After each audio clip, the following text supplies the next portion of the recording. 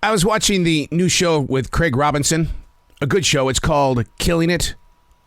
They had a quote that really kind of got into me. Didn't kill me, it motivated me.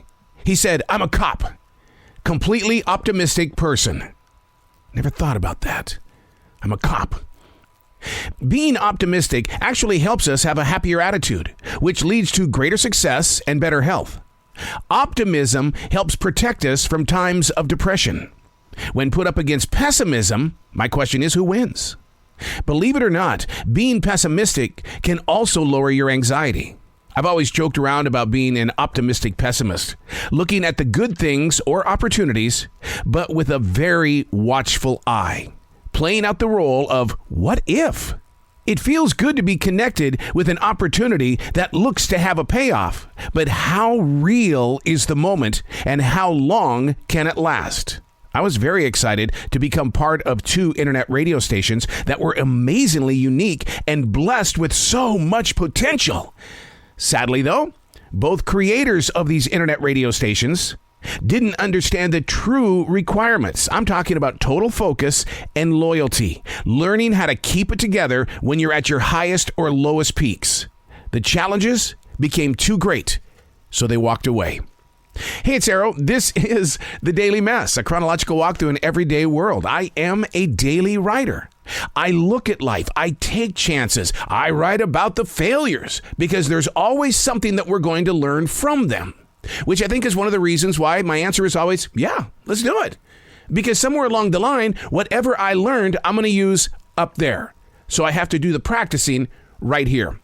That's one of the things that we learned as martial artists. My Sabadim would say, you don't come to class to practice. You come to class to learn. You practice on your own time, not my time. Woo! This is The Daily Mess. I wish there was some sort of large door that we could close when what we've lived in life becomes too visible to our present place in life. If we could figure out easier ways to stay present, like right here, but we don't.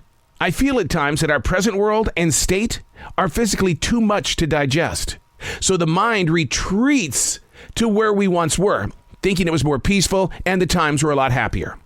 Well, while visiting that particular time period, the good times begin to fade all too quickly because it's like listening to your favorite song on the radio over and over, and eventually you get burned out by it. This is why I write in the morning. I have my pages, and then I have a defrag journal. It keeps my feet planted in this place of constantly growing challenges, to accept and recognize the tiny victories, to be in a moment of realism without having to dress it up to look like something it's not. What happens if I stop writing? And I think about you when I say that. Because if you haven't started writing or putting your vocals in a digital device, all of that stuff that's coming at you every single moment, what are you doing with it? Do you feel bloated? Are you trying to wash it away or shoot it out somehow?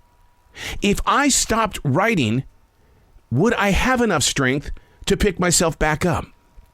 I might cry a little now, but I'm trying to prevent a moment where I'm going to cry a lot more if I stop writing.